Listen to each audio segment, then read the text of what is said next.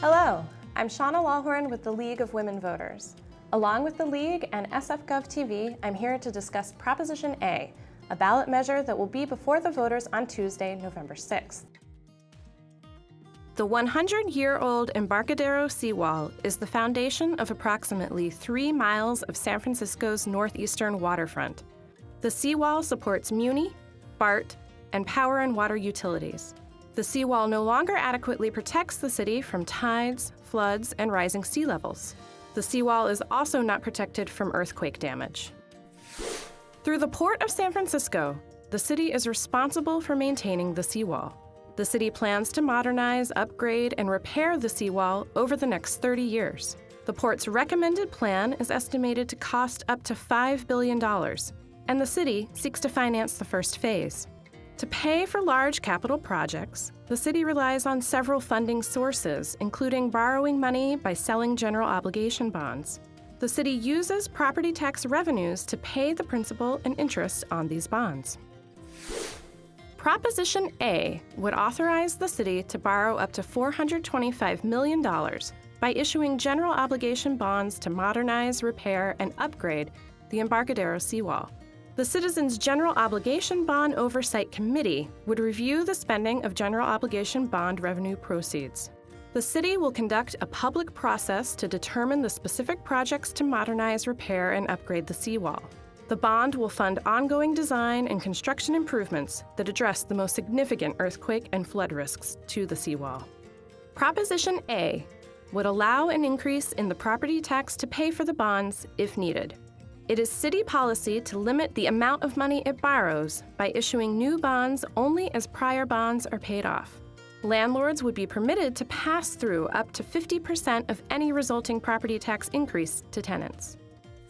A yes vote means, if you vote yes, you want the city to issue up to $425 million in bonds to modernize, repair, and upgrade the Embarcadero seawall. A no vote means, if you vote no, you do not want the city to issue these bonds. I'm here with David Aldridge from the Yes on A campaign and a proponent of the measure. Hi. Thank you for having me. We're also joined by Starchild, a member of the San Francisco Libertarian Party and an opponent of the measure. Thank you, Shauna. Thank you both for being here. Thank you. I'd like to start with some opening remarks, and we'll start with David. Proposition A is essentially about strengthening our seawall and protecting the city in the face of earthquakes and sea level rise. The seawall is the foundation of our waterfront, going all the way from Fisherman's Wharf to AT&T Park. 24 million people visit it every single year. It protects valuable infrastructure like water lines, gas lines, sewer lines. It also protects regional transit like BART, Muni, and the ferry system. And it is a critical emergency response area. And it protects $100 billion in assets and property, both workplaces and where people live. Because it was built 100 years ago, it can no longer do the job of protecting the city, particularly in the event of an earthquake.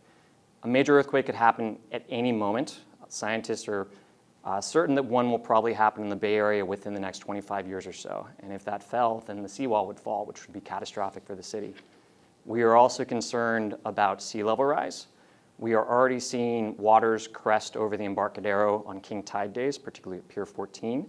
And if that is tied with a storm surge, that water could reach the Muni Tunnel right there on the Embarcadero and render our regional transit inoperable. So we know we need to fix the seawall.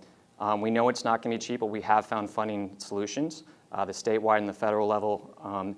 And Proposition A would be a down payment, and it's something we must do to make sure we have a resilient and strong waterfront and city. Thank you, David.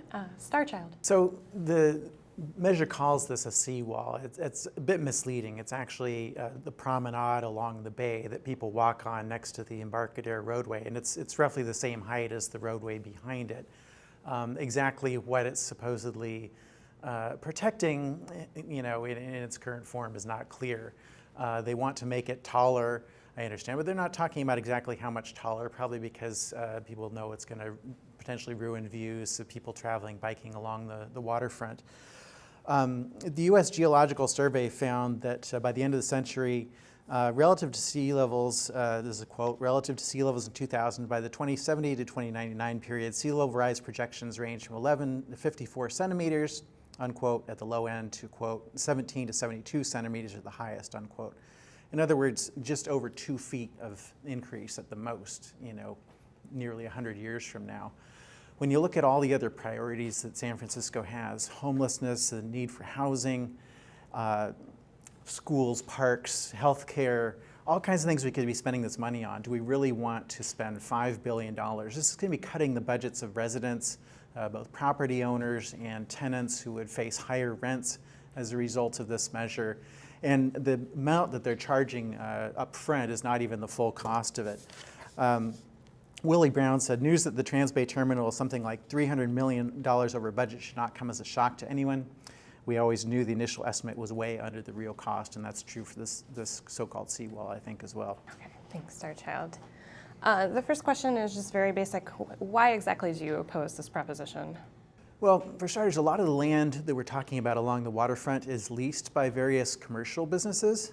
If they want to upgrade their sections of the seawall, they should be able to do that on their own without turning to the taxpayers for a bailout. This is really subsidizing a lot of well-to-do commercial enterprises and potentially people who live along the waterfront.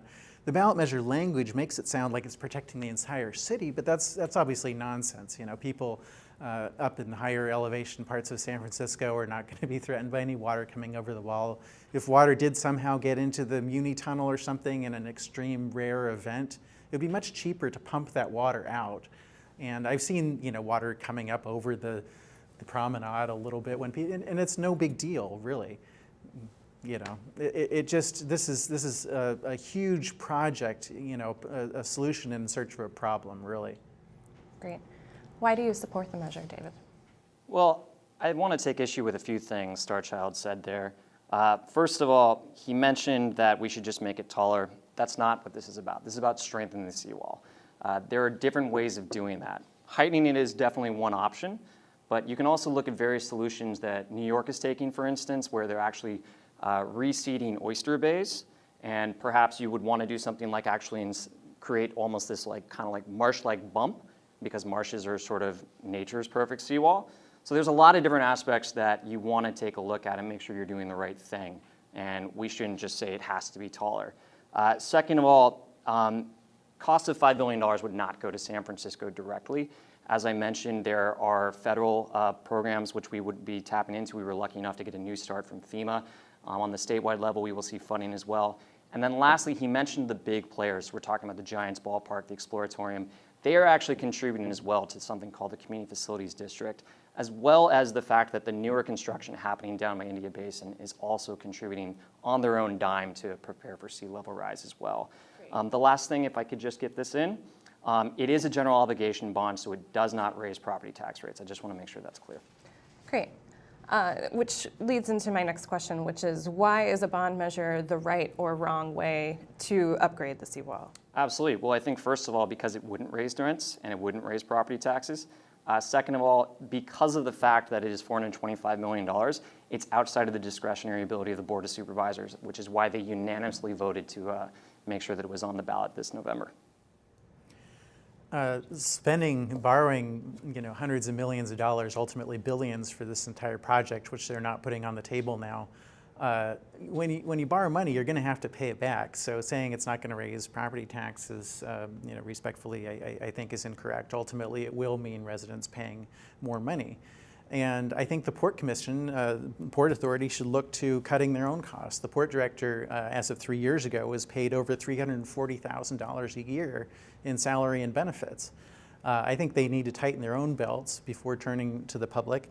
And I didn't say, by the way, that the wall should be higher, David. I think they're going to make it higher. I think that's part of the plan, although they're not talking about that because I think that might turn some people off to the project. It's done for over 100 years a good job of doing what it does, and it hasn't posed major problems, and they didn't spend billions of dollars to construct it back then with the technology they had. I think it can do an adequate job going forward without taking this money away from priorities that are more important and more urgent for the city. Great. Closing statements, we'll start with you, David. I don't think there is any priority more important to the city than protecting San Francisco for future generations. This is definitely something that would affect the entire city. As I mentioned, our regional transit is dependent upon the seawall being stable. In addition, in the event of a major emergency, we are scheduled to receive life-saving supplies along the waterfront. If we don't have a waterfront, we will see critical delays, and that will affect communities at risk all across the city. I think it's kind of a no-brainer. We have the ability to actually make an investment in our infrastructure and take the preventative steps, which would be 6 to 10 times cheaper than if we actually had to do this all in retroactive. So we have the ability to invest in our infrastructure without raising property tax rates. I don't see why we wouldn't do it. Thank you, David. Starchild? It doesn't protect the entire city. The water is seriously not going to go up to Twin Peaks. You know, the earthquake effects the seawall might somehow allegedly mitigate are not going to change anything for people living in the entire western half of the city or even anywhere close to that. It doesn't even protect all of downtown. You know, I think they're saying this to try to justify basically subsidies for people in the immediate area who might be at some risk of water damage or maybe the promenade cracking. It's not going to prevent anybody from evacuating the area. It's not going to prevent emergency services from having access. I mean, we have a huge thoroughfare there, you know, which is going to be accessible. It's not going to be entirely flooded. These are really, I think, alarmist kind of projections. It just doesn't support spending billions of dollars. You know, we have more pressing needs in the community. This is something the port wants, and if they want it so badly, they should hit up their leaseholders and tighten their own salaries. You know, 6-figure salaries for people at the Port Commission is you know, I don't think it's warranted. You know, all these salaries are paid by people, including homeless people, unemployed people. The poor people are paying for these 6-figure salaries of people working in government, and they're going to raise our costs ultimately. The businesses have to pay more money, property owners have to pay more money. The costs get passed along to members of the public and higher prices. This will hurt ordinary people in San Francisco. Thank you both for your comments and your time. Thank you. Thank you. We hope that this discussion has been informative. For more information on this and other ballot measures in this year's election, please visit the San Francisco Elections website at sfelections.org. Remember, early voting is available starting October 9th at City Hall, Monday through Friday from 8 a.m. to 5 p.m. You can also vote at City Hall on the 2 weekends before Election Day from 10 a.m. to 4 p.m. And if you don't vote early, be sure to vote on Tuesday, November 6th.